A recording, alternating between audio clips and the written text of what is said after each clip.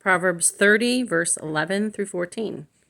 There are those who curse their fathers and mothers, and do not bless their fathers or mothers. There are those who are clean in their own eyes, and are not washed of their filth. There are those, how lofty are their eyes, how high their eyelids lift.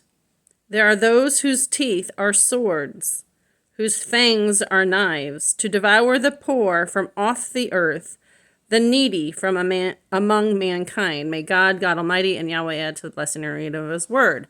Now, my commentary, Rachel Clara.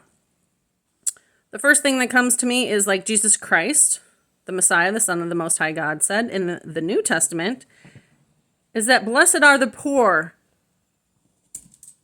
in spirit, and blessed are the poor, for they shall, which means no matter what, it's going to come, they shall inherit the earth. That's my first part that stuck out. Okay, there are those who curse their fathers and do not bless their mothers. Well, there are those that curse their fathers and mothers and do not bless their fathers and mothers. They're usually godless, lawless. They could be fallen beings. They might not be. But they live a miserable life, no matter if they're free, liberated, in captivity, or subjected to Lucifer himself.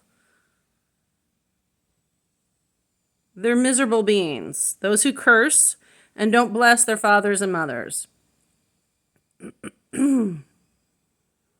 Now, did your father and mother really truly commit a crime? Go against God? Go against goodness? Go against law? Then don't curse them.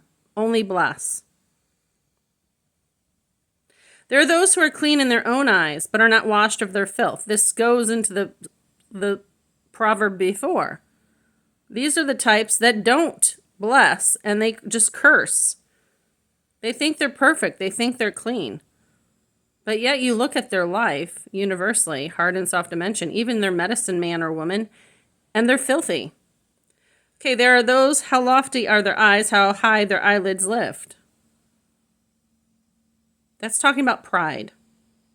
There are those whose teeth are swords, whose fangs are knives. Those are called backbiters, backstabbers. To devour the poor from off the earth, the needy from among mankind. Instead of devouring the poor, we should be helping the poor in various ways. Practically, socially, community, legally.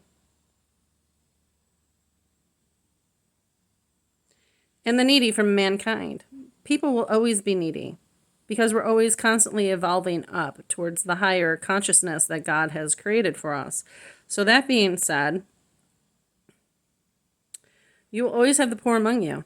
What are you going to do about it? You're going to have the needy among you. What are you going to do about it? You're just going to sit back and watch and see them squirm and cry in front of you, petition you to change something,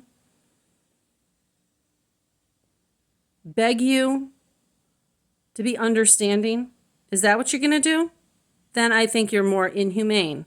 What you do with poor and needy people is to encourage them and to help them and lift them up out of the miry mess that they're in. Because if this is happening, there are those whose teeth are swords, whose fangs are knives, to devour the poor from off the earth, the needy from among mankind. These people, the poor and the needy, have been targeted by those whose teeth are swords and fangs are knives. May God Almighty, and Yahweh add to the blessing and reading of their word, but also my commentary for you to have discernment to understand what I've just said. Peace out.